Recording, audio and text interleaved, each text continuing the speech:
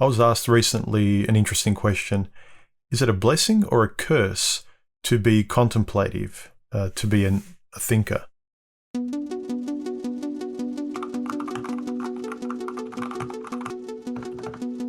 I've heard it from friends and ex-girlfriends in the past. Human, you think too much. You watch a movie and it's obviously an unrealistic story, bad character, bad writing, and you can't help but see the fakeness of it all. And people say, human, just relax. It's a movie. Stop overthinking things. Just enjoy things. Go with the flow. I've never been able to overlook those kind of things. It's not so much that I go looking for fault or I'm a pessimist. It's that I think I have another sense that comes to the surface where other people just take things on face value. I have another antenna up.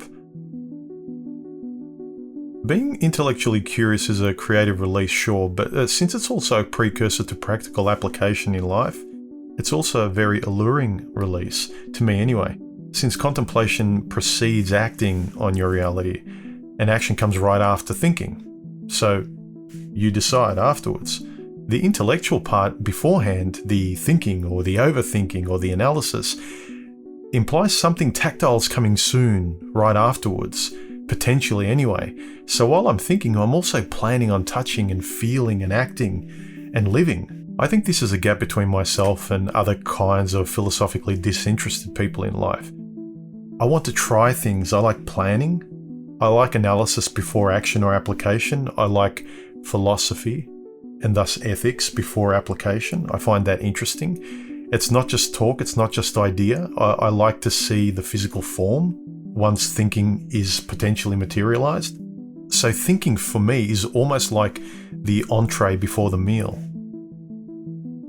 I've always felt separate to other people the way they think and can just let things slide and go with the flow without thinking about what I think is the glaringly obvious.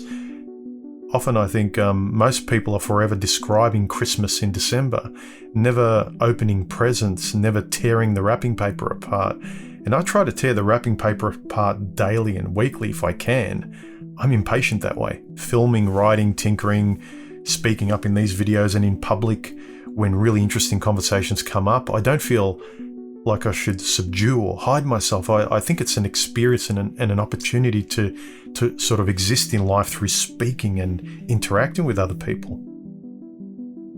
I like thinking about where I spend my time, how I spend my time, with whom, what I create, what I think about while I'm creating, the job I have, my sleep, my routines, my food, how I live and how I don't.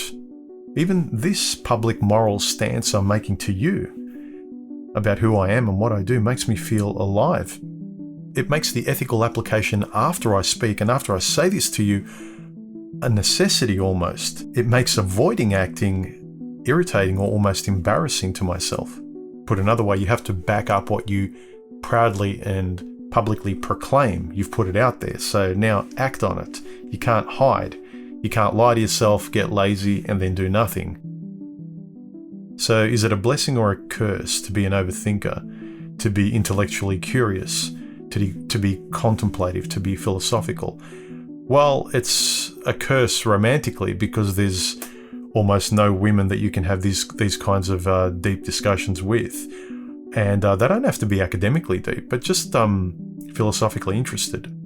Not to mention, most people, and especially women, are literal, and so they don't do well with metaphors and analogies, which philosophical thinking is replete with. Is it a blessing or a curse? On aggregate, I think it's much more a blessing than a curse. Look, it's uncomfortable sometimes, but that's fine, that's healthy, you learn. And you learn that people have different opinions, whereas previously, I'm talking years in the past, not being contemplative and ethical was safer and easier. You go with the flow, you're a lemming like everybody else. Everyone else is doing it, everyone else is lazy, everyone else is being led. They don't think, others think for themselves, but your life in long term suffers. You coast by, you go along with the crowd like everyone else. But let's not kid ourselves. At the same time, we admire those individuals who do their own obsessive thing. Most notably, they're celebrities. No, definitely it's a blessing to try to live every week and try and back up the thinking, analyze it, fine-tune yourself, and do the best you can in your actual tactile life. And there's kind of a liberation in accepting all of this as yours. All of it, the good, the bad, even the blame is yours. Own it, take it all. You'll have to deal with it all in the end anyway. So selfishly take it all in and accept it. I must responsibly contemplate because it's up to me, because I'm here, because I exist. I want to live and I want to know how and why I'm doing it, even if I'm not successful. At least I'm trying. That's my feeling. I'm trying to live before the grave. It's as simple as that. Is life easier if you think about things a bit more, if you contemplate them realistically, responsibly? Yeah, I think.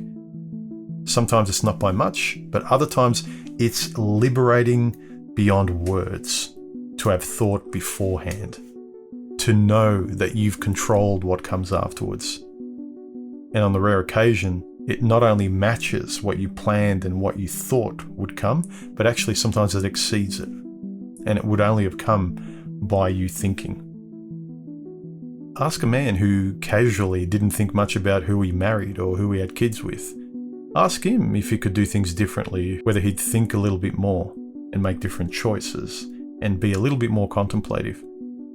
Let me know your thoughts in the comments section below, guys. I really like the conversations that are going on. Subscribe and hit the like button if you already haven't. Link my videos around. If you want to say thank you, there are donation options below. I'll catch you later. Bye, guys.